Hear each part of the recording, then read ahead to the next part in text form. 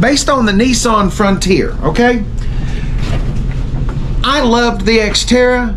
I didn't know it was replaced by the Rogue. No wonder I hate the Rogue. It took out one of my favorites. I will say this, every time that we go to the junkyard, I see a plethora of these Xterras there.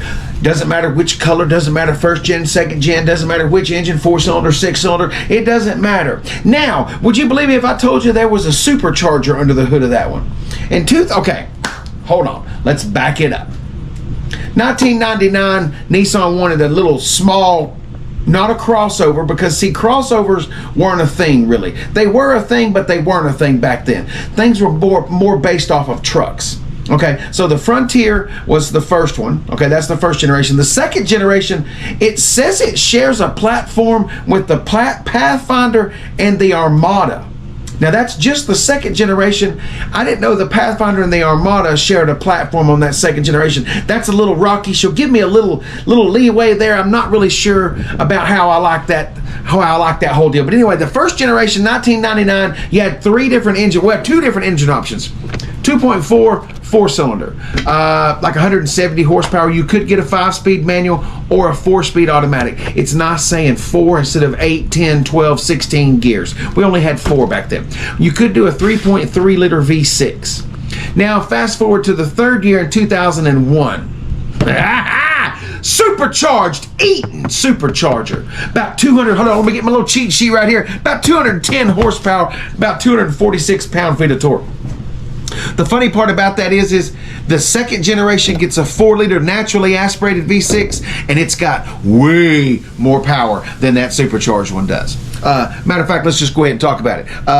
261 horsepower and 281 pound-feet of torque in that 4-liter in the second generation. There was only one engine to be had or discussed about in the second gen. Now, you could do a 6-speed manual, but that was just for a minute, and then it settled out to be a 5-speed automatic. But they did have a plethora of transmissions and engines in the first generation. Here's a little interesting fact about the Nissan Xterra that I bet you didn't know.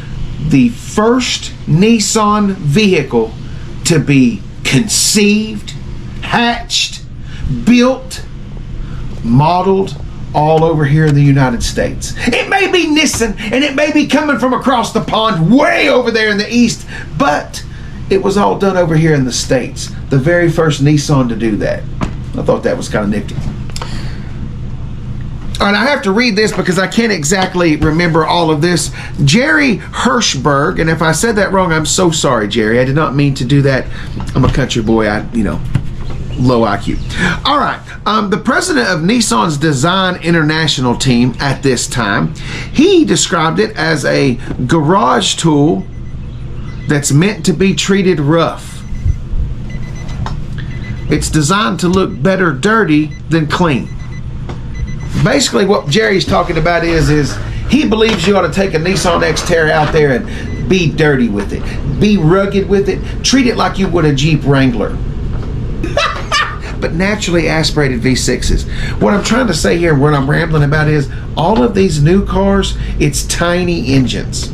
Okay, big 4, and I'm saying a big 4-liter. A 4-liter is not a really big engine, but compared to a 1.2 and a 1.6 and a 2.2 and a 2.4, a 4-liter and a 3.5, those are or 3.3, those are massive in terms. Those might as well be big block engines compared to today.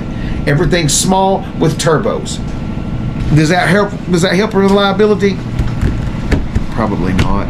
But I will say this. It's not like the turbos are big, huge honkers. Okay, it's not like it's a big We're talking little bitty snails, little bitty babies. So it's not a lot of boost. So they know what they're doing. But I'm still going to say that a naturally aspirated engine is going to last 10 times longer than a turbo engine. It's just under less pressure.